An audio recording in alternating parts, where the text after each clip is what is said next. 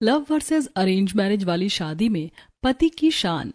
College की छुट्टी का समय होता है। पूरे कैंपस के बच्चे इधर उधर घूम रहे होते हैं। मुकुल अपनी बाइक के पास खड़ा शिल्पा का इंतजार कर रहा होता है। तभी शिल्पा अपनी किताबें हाथ में लेकर वहां आती है। अरे शिल्पा, आज घर चलो ना, मम्मी कई दिनों से तुम्हें बुला रही थी। अच्छा ठीक है, पहले मैं अपनी मम्मी को बता देती हूँ। शिल्पा अपना फोन निकालकर अपनी मम्मी को कॉल करती है। मुकुल वहीं खड़ा उसे देखता रहता है। मम्मी, मैं मुकुल के घर जा रही हूँ। ठीक है बेटा, चली जा, लेकिन टाइम से घर आ जाना। जी मम्मी। थोड़ी देर बाद दोनों बाइक से मुकुल के घर पहुंच जाते हैं। जैसे घर का गेट खुलता है, कमला देवी सोफे पर बैठी दिखाई देती हैं। शिल्पा को देखती ही उनके चेहरे पर खुशी आ जाती है। अरे मेरी बेटी शिल्पा, आ गई तू। पता है मैं तुझे कितना याद कर रही थी। आंटी जी, राघव मुझे बता रहा था कि आप कई दिनों से मुझे बुला रही हो। हाँ बेटा, आ बैठ यहाँ मेरे पास। तभी मोहन जी अखबार नीचे रखते हुए, अरे शिल्पा बेटी, कैसी है तू और पढ़ाई कैसी चल रही है? अंकल मैं तो सही हूँ, आप कैसे हो? दवाई टाइम पर ले रहे हो ना शुगर की? हाँ बेटा, मैं बिल्कुल ठीक हूँ। बेटा हमने तो सोच लिया तू ही हमारे घर की बहू बनेगी। यह सुनकर शिल्पा शर्मा जाती है और मुकुल इधर उधर देखने लगता है। अरे मम्मी, आप भी ना कैसी बातें करने लगती हो। हाँ हाँ, मुझे सब पता है, तेरे दिल में तो लड्डू फूट रहे होंगे। पूरा घर हंसी से गूंज उठता है। थोड़ी देर बाद मुकुल शिल्पा को उसके घर छोड़ने जाता है। वहां शिल्पा की मम्मी गेट पर खड़ी होती हैं। अरे बेटा मुकुल, बाहर से ही जा रहे हो क्या? अंदर आओ ना। आंटी, बस इसे छोड़ने आया था। पहले अंदर आओ, कॉफी पीकर जाना। मुकुल घर के अंदर सोफे पर बैठ जाता है। शिल्पा की मम्मी ट्रे में कॉफी लेकर आती हैं और मुकुल के सामने कप रख देती हैं। बेटा मुझे सिर्फ तुझ पर भरोसा है। कॉलेज में पता नहीं कैसे कैसे लड़के इसके पीछे घूमते रहते हैं, लेकिन मुझे एक भी लड़का उनमें से अच्छा नहीं लगता। आंटी, आपको परेशान होने की कोई बात नहीं है, हम सब अच्छे दोस्त हैं। हाँ हाँ बेटा, तू मुझे बहुत अच्छा लगता है। समय धीरे धीरे बीत जाता है। अब दोनों बच्चों की शादी की उम्र हो जाती है। एक शाम कमला देवी अपने कमरे में मुकुल के साथ बैठी होती हैं। बेटा मुकुल, तुझे लड़की तो पहले से ही पसंद है और अब शादी की उम्र भी हो गई है। सही समय पर शादी कर लो। मैं अभी शिल्पा के लिए राजी हूँ। हाँ मम्मी, मैं तो शिल्पा से ही शादी करूंगा। तो ऐसा करते हैं, कल उसके घर जाकर ऑफिशियल मीटिंग कर लेते हैं और रिश्ता पक्का कर देते हैं। अगले दिन पूरा परिवार अच्छे कपड़े पहनकर शिल्पा के घर पहुंचता है। घर में खुशी का माहौल होता है। शिल्पा की मम्मी सभी का स्वागत करती हैं। मुझे तो पहले से ही पता था मेरी बेटी आपके घर ही जाएगी। दोनों की जोड़ी तो भगवान ने ही बनाई है। शिल्पा और मुकुल एक दूसरे को देखकर मुस्कुराने लगते हैं। रिश्ता पक्का हो जाता है। अगले दिन राघव ऑफिस जाने के लिए तैयार होता है। बेटा राघव, तुझे भी कोई लड़की पसंद हो तो बता दे, हमें कोई आपत्ति नहीं है। नहीं मम्मी, मुझे कोई लड़की पसंद नहीं है। जो आपको पसंद आएगी वही मेरी पसंद होगी। अरे चल ठीक है, मेरी नजर में एक लड़की है, कल उसे देखने चलते हैं। अगले दिन पूरा परिवार नेहा के घर पहुंचता है। नेहा का परिवार मिडिल क्लास होता है। नेहा गुलाबी सूट पहनकर ट्रे में चाय लेकर आती है। उसके फीचर्स बहुत सुंदर लग रहे होते हैं, लेकिन उसने थोड़ा ज्यादा मेकअप किया होता है। लड़की ठीक ही है ना, ज्यादा मॉडर्न है ना ज्यादा गांव की। हमारे बेटे के लिए सही रहेगी। हाँ, मुझे भी अच्छी लगी। राघव भी नेहा को देखकर हल्का सा मुस्कुरा देता है। दोनों परिवार बातचीत करते हैं और रिश्ता पक्का कर देते हैं। कुछ ही दिनों में पूरे घर में शादी की तैयारियां शुरू हो जाती हैं। घर रंग बिरंगी लाइटों और फूलों से सज जाता है। ढोल नगाड़ों के बीच दोनों बेटों की शादी बड़े आलीशान तरीके से होती है। वाह मम्मी, आज तो हमारे घर में डबल खुशी आई है। हाँ बेटी, आज मेरा परिवार पूरा हो गया। शादी के बाद दोनों बहुएं घर के दरवाजे पर खड़ी होती हैं। कमला देवी आरती की थाली लेकर आती है। पूरा परिवार मुस्कुराते हुए दोनों का स्वागत करता है। आज मेरे घर में दो दो लक्ष्मी आई हैं। शिल्पा और नेहा मुस्कुराते हुए गृह प्रवेश करती हैं। शादी की सारी रस्में खत्म हो चुकी होती हैं। सब अपने कमरों में चले जाते हैं। एक तरफ मुकुल और शिल्पा अपने बड़े सजे हुए कमरे में आते हैं। शिल्पा थककर अपना भारी शादी का लहंगा उतारकर बेड पर बैठ जाती है। मेरे पैर दबा दो, मेरे पैरों में बहुत दर्द हो रहा है। अरे जी मैडम, मैं अभी दबा देता हूँ। मुकुल नीचे बैठकर प्यार से शिल्पा के पैर दबाने लगता है। शिल्पा आराम से तकिए पर सिर टिकाकर बैठ जाती है। वहीं दूसरी तरफ राघव और नेहा अपने कमरे में होते हैं। नेहा धीरे धीरे अपना भारी मेकअप साफ करती है। फिर शादी का लहंगा बदलकर साधारण सूट पहन लेती है। मेकअप हटते ही उसके चेहरे और हाथों पर सफेद निशान साफ दिखाई देने लगते हैं। वो डरते डरते राघव की तरफ मुड़ती है। मैं असलियत में ऐसी दिखती हूँ? राघव ध्यान से उसके चेहरे और हाथों को देखता है और उसके हाथों पर विटिलिगो के सफेद निशान होते हैं। तुम्हारे ये निशान पहले से ही हैं? हाँ, मैं झूठ की बुनियाद पर कोई रिश्ता नहीं रखना चाहती थी, लेकिन पापा ने मना कर दिया था कि इस बीमारी के बारे में किसी को मत बताना। शायद इसी वजह से रिश्ता जल्दी पक्का हो गया। नेहा की आंखें भरने लगती हैं। उसे डर होता है कि अब राघव भी उसे ठुकरा देगा, लेकिन तभी राघव उसके पास आकर प्यार से, अरे मुझे तुम्हारी इस बीमारी से कोई दिक्कत नहीं है। मैंने तुम्हारा दिल देखकर शादी की है, तुम्हारी सूरत देखकर नहीं। ये सुनते ही नेहा की आंखों से आंसू निकल जाते हैं। दोनों के बीच एक प्यारा सा सच्चा रिश्ता बनने लगता है। और कल तुम सबके सामने ऐसे ही जाओगी, क्योंकि मैं भी नहीं चाहता कि परिवार वालों से ज्यादा दिन कोई बात छुपे। ठीक है। अगली सुबह पूरा परिवार हॉल में बैठा होता है। शिल्पा बड़े फैशनेबल तरीके से तैयार होकर नीचे आती है। सब उसकी तारीफ करने लगते हैं। मेरी बहू तो बिल्कुल हीरोइन लग रही है। अरे मम्मी जी। तभी नेहा बिना मेकअप के साधारण साड़ी में नीचे आती है। उसके चेहरे और हाथों के सफेद निशान अब साफ दिखाई दे रहे होते हैं। जैसे ही सबकी नजर उस पर पड़ती है, पूरा हॉल शांत हो जाता है। ये क्या है? तुझे इतनी बड़ी बीमारी है और तूने शादी से पहले नहीं बताया? ये बात छुपाना गलत है बेटा। तूने और तेरे परिवार वालों ने हमारे साथ धोखा किया है। हमारा बेटा तेरे साथ फंस गया। नेहा डरकर सिर झुका लेती है। तभी शिल्पा ताना मारते हुए आगे बढ़ती है। हाँ मम्मी, ये कितनी बदसूरत लग रही है इस बीमारी के साथ, लेकिन अब जो हो गया सो हो गया, अब क्या कर सकते हैं। भाई, तू इससे अच्छी लड़की डिजर्व करता है। ये तेरे लायक बिल्कुल भी नहीं है। आज के जमाने में भी आप लोग ये सब सोचते हो? कैसी छोटी सोच है आपकी। कोई बात नहीं रिया, कम से कम एक बहू तो आपकी परफेक्ट है ना। तभी राघव आगे बढ़कर नेहा का हाथ पकड़ लेता है। मुझे नेहा का दिल पसंद आया था, ना कि उसकी शक्ल। और आइंदा से कोई मेरी बीवी की बेइज्जती न करे, वरना मुझसे बुरा कोई नहीं होगा। नेहा की आंखों में आंसू आ जाते हैं। पहली बार उसे लगता है कि कोई उसके साथ खड़ा है। भाई, उसका साथ देने की कोई जरूरत नहीं है। अभी भी समय है, डिवोर्स ले ले। समय बताएगा कि किसकी बीवी ज्यादा अच्छी है और किसकी नहीं। और मैं अब यह बहस और नहीं करना चाहता। क्या घर वाले कभी नेहा को अपना पाएंगे, या उनके मन में इसकी बीमारी को लेकर एक अलग ही नफरत बनी रहेगी? धीरे धीरे घर में फर्क साफ दिखाई देने लगता है। शिल्पा सबके सामने बहुत संस्कारी बनने का नाटक करती है।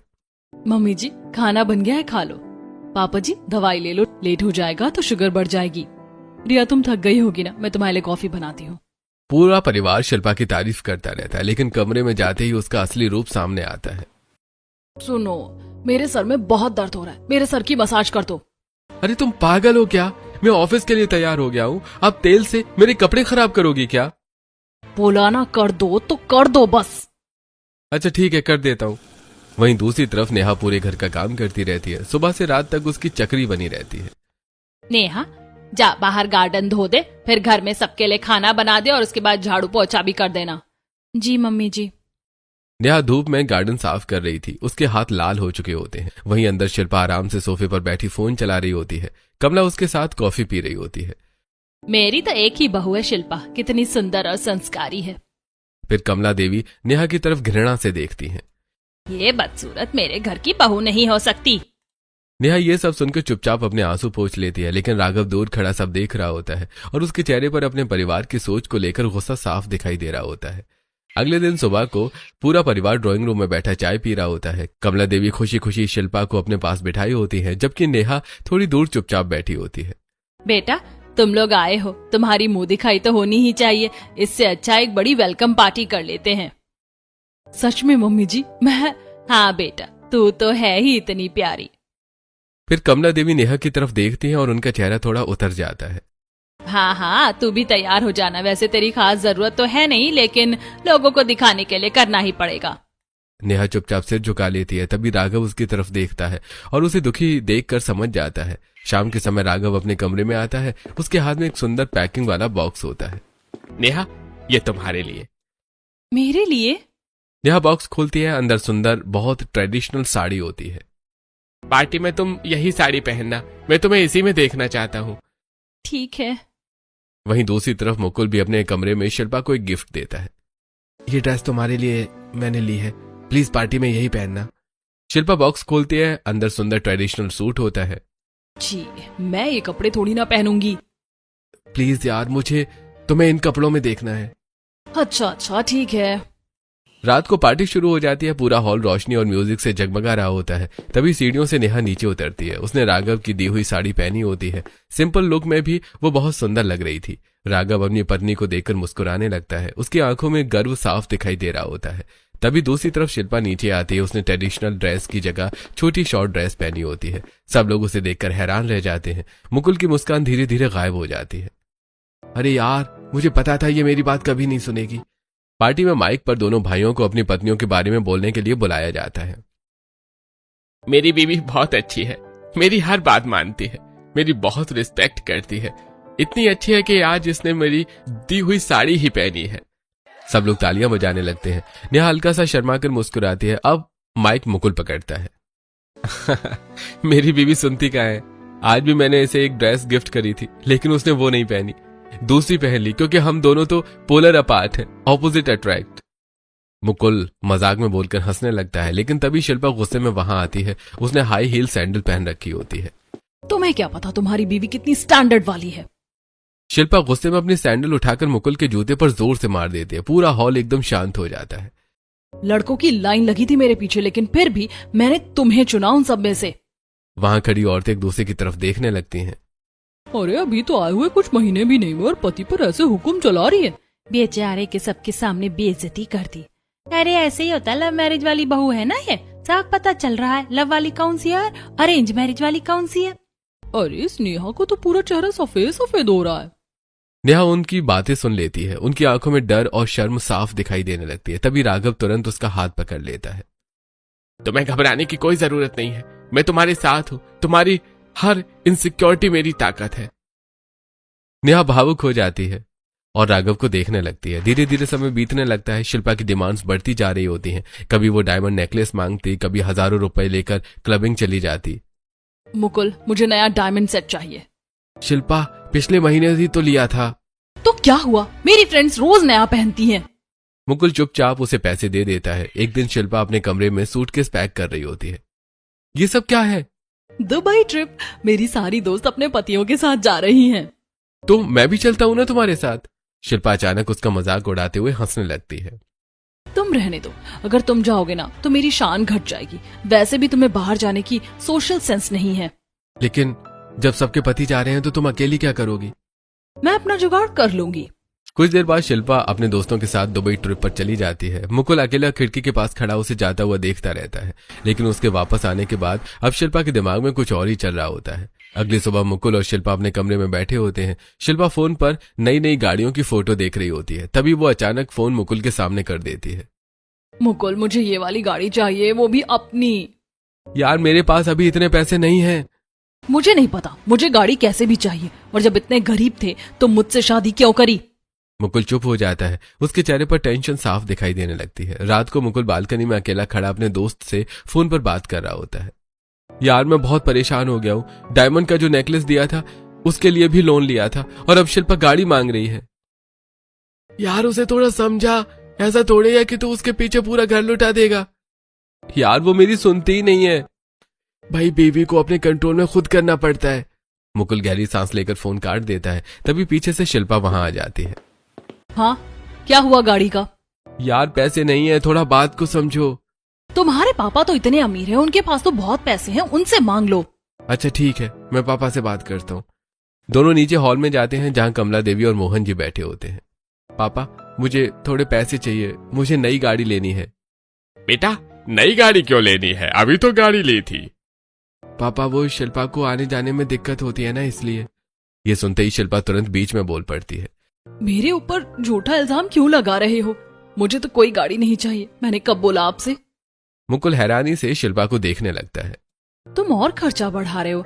अभी शादी में कितने पैसे लगे हैं और अब गाड़ी भी चाहिए। झूठ बोलकर मेरा नाम मत लो। क्या बोल रही हो तुम? तुमने अभी ऊपर बोला कि पापा से पैसे मांग लो।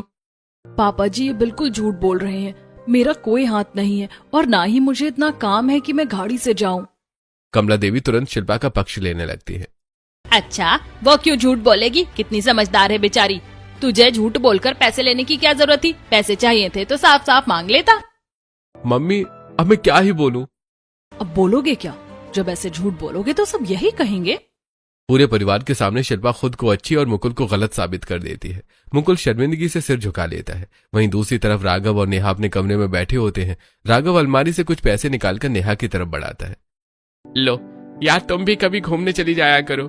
पूरा दिन घर में रहती हो, तुम्हारा मन नहीं करता कहीं घूम आओ, शॉपिंग कर लो। मुझे फिजूल खर्ची में बिल्कुल इंटरेस्ट नहीं है, और वैसे भी मुझे जो भी चाहिए होता है वो आप लाकर दे देते हो, इसीलिए मैं बेफालतू में पैसे खर्च नहीं करती। राघव खुश होकर दोनों हाथों से अपनी पत्नी की नजर उतारता है। अरे मेरी बीवी तो सर्वगुण संपन्न है, ना बेफालतू के पैसे खर्च करती है, ना मुझ पर किसी चीज का दबाव डालती है। मैं सच में बहुत लकी इंसान हूँ। हाँ बिल्कुल। अगले दिन ऑफिस में सभी लोग काम कर रहे होते हैं, तभी बॉस अपने केबिन में मीटिंग बुलाता है। राघव, मुकुल, मयंक और दीपक, आप चारों को गोवा जाना है। हमारे क्लाइंट ने वहां मीटिंग अरेंज करी है। जी सर। ऑफिस से छुट्टी होने के बाद सभी दोस्त कैब में बैठे होते हैं। यार गोवा तो जा रहे हैं, मीटिंग भी कर लेंगे और साथ साथ अपनी बीवियों को भी लेकर चलते हैं। हाँ भाई, एक छोटी सी ट्रिप हो जाएगी सबकी, बहुत मजा आएगा, हमारी बीवियां भी खुश हो जाएंगी। अगले दिन सभी लोग पैकिंग करके गोवा निकल पड़ते हैं। पहले चारों दोस्त मीटिंग अटेंड करते हैं, उसके बाद सब बीच वाले कपड़े पहनकर बीच पर पहुंच जाते हैं। समंदर की लहरों के बीच सब लोग खूब मस्ती कर रहे थे। राघव और नेहा एक दूसरे की फोटो खींच रहे होते हैं। दोनों पानी में खेल रहे होते हैं, फिर रेत पर हार्ट बनाकर उसके अंदर अपना नाम लिखते हैं। देखो कितना सुंदर लग रहा है। बिल्कुल हमारी जोड़ी की तरह। वहीं दूसरी तरफ शिल्पा मुकुल को अपने पीछे पीछे घुमा रही होती है। लाओ मेरी सनस्क्रीन दो, अब लिप ग्लॉस दो और मेरा पर्स संभालो।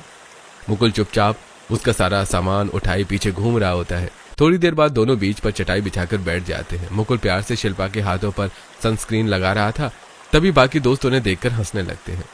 अरे भाई, तू उसका पति है या डॉगी जो उसके पीछे पीछे घूम रहा है? अरे और ना ही कोई नौकर जो राजू भैया की तरह उसका पर्स लेकर घूम रहा है। मुकुल थोड़ा शर्मिंदा हो जाता है। अरे भाई, राघव और नेहा को देखो, कितने परफेक्ट कपल लग रहे हैं, इनसे कुछ सीखो। ये सुनते ही शिल्पा गुस्से में खड़ी हो जाती है। तुम्हें क्या मतलब है? मेरा पति है, मैं उससे कुछ भी करवाऊं, तुम्हें क्या करना है? दोनों दोस्त चुप हो जाते हैं। मुकुल सबके सामने शर्मिंदगी महसूस करने लगता है, उसका चेहरा उतर जाता है। कुछ दिनों बाद सब लोग ट्रिप खत्म करके वापस घर लौट आते हैं। अगले दिन शाम को पूरा घर शादी में जाने की तैयारी कर रहा होता है। कमला देवी खुशी खुशी तैयार होकर नीचे खड़ी होती हैं, तभी मुकुल और शिल्पा सीढ़ियों से नीचे आते हैं। बेटा, हमें आज रात एक पार्टी में जाना है, कजिन की शादी है, सबको साथ चलना है। ठीक है मम्मी। शिल्पा बिना कुछ बोले सीधे कमरे में चली जाती है। मुकुल भी उसके पीछे कमरे में आता है। मुझे कहीं नहीं जाना, अपनी मम्मी से जाकर मना कर दो। यार, अब मम्मी से क्या मना करूं, चलो ना, जब मम्मी बोल रही हैं। नहीं, मुझे नहीं जाना कहीं भी। प्लीज चलो ना। लेकिन शिल्पा फिर भी मना करती है। आखिर में मुकुल जबरदस्ती उसे शादी में लेकर चला जाता है। शादी में चारों तरफ रोशनी, म्यूजिक और खुशियों का माहौल होता है। सभी लोग हंसते बोलते डांस कर रहे होते हैं, लेकिन शिल्पा एक सोफे पर बैठी गुस्से में बड़बड़ा रही होती है। हर जगह मुझे जबरदस्ती लेकर चले जाते हैं, बिल्कुल दिमाग खराब कर रखा है। तभी मुकुल मुस्कुराते हुए उसके पास आता है और उसका हाथ पकड़ने लगता है। अरे यार चलो ना, सब लोग डांस कर रहे हैं, हम भी चलते हैं। मुकुल उसे लगातार डांस फ्लोर पर चलने के लिए बोल रहा होता है। वो पहले ही 3-4 बार कह चुका होता है, बस एक बार डांस कर लो ना। तभी अचानक शिल्पा गुस्से में खड़ी होती है और जोरदार थप्पड़ मुकुल के चेहरे पर मार देती है। पूरा हॉल एकदम शांत हो जाता है। सभी लोगों की नजर सिर्फ मुकुल और शिल्पा पर टिक जाती है। मुकुल हैरान होकर शिल्पा को देखता रहता है, फिर शर्म से अपना सिर झुका लेता है। शिल्पा गुस्से में वहां से चली जाती है।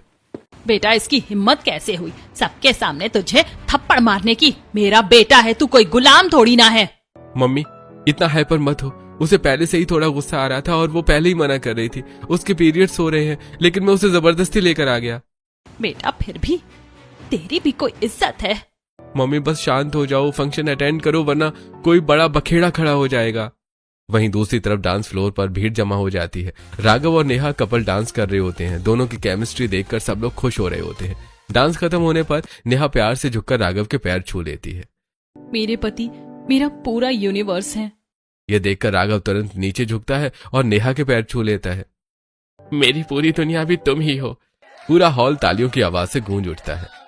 अरे वाह भाई भैया, राघव ने तो कमाल कर दिया भाई। अपनी बेबी के पैर छूकर इसने सारे स्टैंडर्ड्स तोड़ दिए। अरे अपनी बीवी के पैर छूने में कैसी बुराई, यही तो घर की लक्ष्मी होती है। आसपास खड़ी औरतें आपस में बातें करने लगती हैं।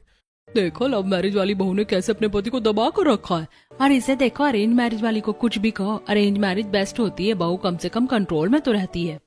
ये बातें सुनकर मुकुल और ज्यादा परेशान हो जाता है। सब लोग घर आ जाते हैं। कमरे में आते ही मुकुल सोफे पर बैठ जाता है और अपने जूते उतारने लगता है। तभी शिल्पा बेड से उठकर गुस्से में चिल्लाने लगती है। तुम्हारी हिम्मत कैसे हुई मुझे जबरदस्ती वहां ले जाने की? मैंने सिर्फ सोचा था कि थोड़ा एंजॉय कर लेंगे। जबरदस्ती कोई काम करोगे तो ऐसे ही थप्पड़ खाओगे सबके सामने। तभी नीचे से मोहन जी मुकुल का बैग देने ऊपर आ रहे होते हैं। खिड़की से उन्हें कमरे के अंदर का पूरा नजारा दिखाई दे जाता है। मोहन जी उदास होकर सब सुन लेते हैं। लगता है मेरे बेटे की पसंद ही गलत थी। मोहन जी का चेहरा दुख से भर जाता है। वो चुपचाप वापस नीचे चले जाते हैं। अगले दिन राघव और नेहा एक रिश्तेदार के घर पहुंच जाते हैं। नेहा सभी बड़ों के पैर छू रही होती है। सब लोग उसकी तारीफ कर रहे होते हैं। बेटा तेरी बीवी तो बहुत अच्छी, पूरी संस्कारी, और तुम दोनों की जोड़ी बिल्कुल रब ने बनाई है। राघव शर्मा कर मुस्कुराने लगता है। अरे हाँ बुआ जी, ऐसा ही है, नेहा है ही बहुत अच्छी। राघव की आंखों में अपनी पत्नी के लिए गर्व साफ दिखाई दे रहा होता है। वहीं नेहा भी मुस्कुराते हुए सबके बीच बैठ जाती है। अगले दिन सुबह मोहन जी पूरे परिवार को ड्राइंग रूम में बुलाते हैं। उनके चेहरे पर उत्साह साफ दिखाई दे रहा होता है। सभी लोग सोफे पर बैठ जाते हैं। मैंने एक बड़ी बिजनेस पार्टी अरेंज करी है। अलग अलग कंपनी के बड़े बिजनेसमैन आने वाले हैं, इसलिए सबको अच्छे से बिहेव करना है। फिर मोहन जी दोनों बेटों की तरफ देखते हैं। और तुम्हारे ऑफिस के भी कई लोग आ रहे हैं। ठीक है पापा, हम पार्टी का पूरा ध्यान रखेंगे। आप बिल्कुल टेंशन मत लो। कुछ दिनों बाद घर में बहुत बड़ी ग्रैंड पार्टी रखी जाती है। पूरा हॉल सुनहरी लाइटों और महंगे डेकोरेशन से चमचमा रहा होता है। बड़ी बड़ी राउंड टेबल्स लगी होती हैं। सभी आदमी सूट बूट में और औरतें एक्सपेंसिव गाउन्स और डिजाइनर साड़ियों में तैयार होकर आई होती हैं। लोग बिजनेस और फैमिली की बातें करते हुए हंस रहे होते हैं। शिल्पा बहुत खूबसूरत लग रही होती है, लेकिन उसकी नजर बार बार दूसरे लड़कों पर जा रही होती है। वो अपने पति को छोड़कर मुकुल के एक दोस्त को बार बार चेकआउट कर रही होती है। शिल्पा हाथ में कोल्ड ड्रिंक लेकर धीरे से उंगली के इशारे से उस लड़के को पीछे आने के लिए बोलती है। वो लड़का भी मुस्कुराते हुए उसके पीछे चला आता है। कैसे हो शिल्पा? तुमने तो मुझसे मिलना ही छोड़ दिया। हाँ बस तुम्हें क्या बताऊं। वो लड़का थोड़ा उसके करीब आता है और उसके बालों को सहलाने लगता है। शिल्पा मुस्कुराते हुए उसकी टाई पकड़ लेती है। चलो मेरे साथ। शिल्पा उसे पकड़कर ऊपर कमरे की तरफ ले जाती है। नीचे हॉल में सब काम में लगे होते हैं। अरे भैया, वो बुके कहाँ है जो गेस्ट को देना है? अरे यार, वो तो मेरे कमरे में रह गया, रुको मैं लेकर आता हूँ। वहीं दूसरी तरफ राघव और नेहा पार्टी को खूब एंजॉय कर रहे होते हैं। राघव, मैं अभी आती हूँ। हाँ ठीक है, मैं तुम्हारा वेट कर रहा हूँ। तभी एक लड़की राघव के पास आती है। वो काफी समय से राघव को पसंद करती होती है। राघव, अब तो मेरे साथ आ जाओ। कब तक अपनी बीवी के साथ रहोगे? वैसे भी अरेंज मैरिज में कुछ नहीं रखा, कभी भी डिवोर्स दे दो, बाकी सब मैं संभाल लूंगी। मैं अपनी बीवी के लिए बहुत लॉयल हूँ, मुझे वो बहुत पसंद है। तुम जाओ यहाँ से। तुम मुझे ऐसे रिजेक्ट नहीं कर सकते। कर सकता हूँ, मुझे पूरा हक है। मेरी बीवी तुमसे कहीं ज्यादा सुंदर है। तभी वहां नेहा आ जाती है। लड़की तुरंत चालाकी से अपना फोन निकाल लेती है। ये मुझसे प्यार करता है। लड़की सबके सामने अपनी और राघव की फेक चैट खोलकर दिखाने लगती है। देखो, इसने मुझे कितने सारे मैसेजेस भेज रखे हैं। आसपास खड़े लोग बातें बनाने लगते हैं। कुछ लोग राघव पर शक करने लगते हैं। अरे भाई, राघव तो बड़ा अच्छा लड़का था, ये कौन से रास्ते पर चला गया? तभी अचानक नेहा गुस्से में आगे बढ़ती है और उस लड़की को जोरदार थप्पड़ मार देती है। लड़की का चेहरा नीचे झुक जाता है। पूरा हॉल एकदम शांत हो जाता है। तुम्हारी हिम्मत कैसे हुई मेरे पति पर उंगली उठाने की? मेरे पति हैं वो, कोई खिलौना नहीं जो तुम्हारा दिल करेगा तो उन्हें कुछ भी बोल दोगी। ये सच में मुझसे प्यार करता है? नहीं नेहा, ऐसा कुछ नहीं है, ये झूठ बोल रही है। अगर किसी ने भी मेरे पति की शान पर उंगली उठाने की कोशिश की ना, तो उसे यहीं जमीन में गाड़ दूंगी। सभी लोग नेहा को देखकर खुश हो जाते हैं। बहू हो तो ऐसी अपने पति पर पूरा भरोसा करती है। राघव का सिर गर्व से ऊंचा हो जाता है। वो धीरे से नेहा के कान में बोलता है। अरे तुमने तो कमाल कर दिया, मैंने तुम्हारा ये गैंगस्टर वाला लुक पहले कभी नहीं देखा। अगर मेरे पति की शान पर कोई उंगली उठाएगा ना, तो उसका यही हाल होगा। वहीं दूसरी तरफ मुकुल जैसे कमरे का दरवाजा खोलता है, उसके पैरों तले जमीन खिसक जाती है। शिल्पा कमरे में मुकुल के दोस्त के साथ बहुत ज्यादा करीब खड़ी होती है। उसके बाल बिखरे हुए होते हैं और दोनों बहुत अजीब हालत में दिखाई देते हैं। मुकुल की आंखें फटी की फटी रह जाती है। मुकुल को देखते ही वो लड़का जल्दी जल्दी अपनी शर्ट्स के बटन बंद करता है और वहां से भाग जाता है। तुम्हें जरा भी शर्म है या नहीं? ये तुम अपने ससुराल में क्या कर रही हो? अगर किसी को पता लग गया तो लोग हमारे बारे में क्या सोचेंगे? किसी को कुछ बताने की जरूरत नहीं है। तुम सबके सामने बहुत अच्छी बनने की एक्टिंग करती हो ना। रुको, आज मैं सबके सामने तुम्हारा पर्दाफाश करता हूँ। मुकुल गुस्से में मुड़कर बाहर जाने लगता है। तभी अचानक शिल्पा अपनी साड़ी का पल्लू और ब्लाउज का हिस्सा फाड़ देती है और फिर अपने बाल बिखेर लेती है। ये क्या कर रही हो तुम? शिल्पा अपना सिर दीवार से मारने लगती है। दीवार में सिर क्यों मार रही हो? अब देखना तुम्हें कैसा मजा चखाती हूँ, बहुत पछतावा होगा तुम्हें। शिल्पा तुरंत अपना फोन उठाती है और पुलिस का नंबर डायल कर देती है। वहीं मुकुल डर और हैरानी से उसे देखता रह जाता है। ग्रैंड पार्टी अपने पूरे शोर पर चल रही होती है। लोग हंसते बोलते बिजनेस की बातें कर रहे होते हैं। तभी अचानक बाहर से पुलिस की गाड़ियों की आवाज सुनाई देती है। अगले ही पल 2 पुलिस वाले हॉल के अंदर आ जाते हैं। पूरा माहौल एकदम शांत हो जाता है। यहाँ पर मुकुल कौन है? सभी लोग हैरानी से एक दूसरे को देखने लगते हैं। कमला देवी और मोहन जी घबरा जाते हैं। सर आप यहाँ, हमारी पार्टी चल रही है, आप ऐसे अंदर नहीं आ सकते। यहाँ ऐसा कुछ नहीं हुआ जिसकी वजह से पुलिस को आना पड़े। हमें यहीं से कॉल आया है। पुलिस इधर उधर देखने लगती है। पार्टी में मौजूद लोग आपस में बातें करने लगते हैं। अरे क्या हो गया? अरे भाई, इतनी बड़ी पार्टी में पुलिस कैसे आ गई? तभी अचानक ऊपर से शिल्पा रोते हुए भागकर नीचे आती है। उसके कपड़े फटे हुए होते हैं, बाल बिखरे हुए होते हैं और सिर से थोड़ा खून निकल रहा होता है। मुकुल भी घबराया हुआ उसके पीछे पीछे आ रहा होता है। सर मैंने ही फोन किया था, ये मुकुल और इसका पूरा परिवार मुझे मारता और दहेज के लिए टॉर्चर करता है। पूरा हॉल एकदम सन्न रह जाता है। पकड़ लो इस लड़के को। 2 कांस्टेबल तुरंत मुकुल के हाथ पकड़ लेते हैं और हथकड़ी डाल देते हैं। सभी लोग शॉक्ड रह जाते हैं। नहीं सर, ऐसा कुछ नहीं है, हम तो शिल्पा को पहले से जानते हैं, ये लोग बचपन से साथ रहे हैं। हाँ सर, हमने तो दहेज में 1 रुपया तक नहीं लिया। पुलिस मुकुल को लेकर जाने लगती है। मुकुल की आंखों में दर्द और बेइज्जती साफ दिखाई दे रही होती है। तभी अचानक नेहा तेजी से आगे आती है। उसके हाथ में फोन होता है। पापा टेंशन मत लीजिए, शिल्पा ये सब जानबूझ कर रही है। सभी लोग नेहा की तरफ देखने लगते हैं। मेरे पास रिकॉर्डिंग है। नेहा फोन पुलिस को दिखाती है। वीडियो टीवी पे प्ले करती है और साफ दिखाई दे रहा होता है कि शिल्पा एक लड़के की टाई पकड़कर उसे अपने कमरे में ले जा रही होती है। पूरा हॉल शॉक्ड होकर वीडियो देखने लगता है। ये किसी और लड़के को अपने कमरे में लेकर गई थी और जब मुकुल भैया ने इसे रोका तभी ये उन्हें फंसाने की कोशिश करने लगी। तो ये सब झूठा केस था। शिल्पा डर जाती है। उसके चेहरे का रंग उड़ जाता है। मुकुल की हथकड़ी खोलो और इसे पकड़ो। अगले ही पल पुलिस शिल्पा को पकड़ लेती है। पूरा हॉल चुपचाप खड़ा ये सब देख रहा होता है। तुमने तो मेरी शान को चूर चूर कर दिया। मैंने सोचा था हम बचपन के दोस्त हैं, हम दोनों एक दूसरे को अच्छे से जानते हैं, लेकिन तुमने शादी के बाद अपना असली रंग दिखा दिया। शिल्पा की आंखों में पछतावा दिखाई देने लगता है। वो रोने लगती है। मुकुल प्लीज मेरी बात सुनो। आइंदा से मेरे घर की तरफ देखने की भी कोशिश मत करना। तुम्हारा और मेरा अब कोई रिश्ता नहीं है। पुलिस शिल्पा को लेकर वहां से चली जाती है। कमला देवी रोते हुए मुकुल को गले लगा लेती हैं। बेटा हमें माफ कर दे। वहीं दूसरी तरफ राघव और नेहा एक दूसरे को देखकर मुस्कुराते हैं। राघव गर्व से अपनी पत्नी का हाथ पकड़ लेता है। आज तुमने सिर्फ मेरे भाई को नहीं, पूरे परिवार की इज्जत बचाई है। परिवार की शान बचाना ही तो एक बहू का फर्ज होता है। कुछ समय बाद मुकुल शिल्पा से डिवोर्स ले लेता है और धीरे धीरे वो अपनी जिंदगी में आगे बढ़ने की कोशिश करता है। एक तरफ एक लड़के की शान और सम्मान फिर से ऊंचा हो जाता है और दूसरी तरफ झूठ और घमंड सब कुछ खत्म कर देते हैं। शादी लव हो या अरेंज, रिश्ते की नींव भरोसे और सम्मान पर टिकती है। आपको क्या लगता है, पति पत्नी दोनों का एक दूसरे की इज्जत और शान संभालना कितना जरूरी है?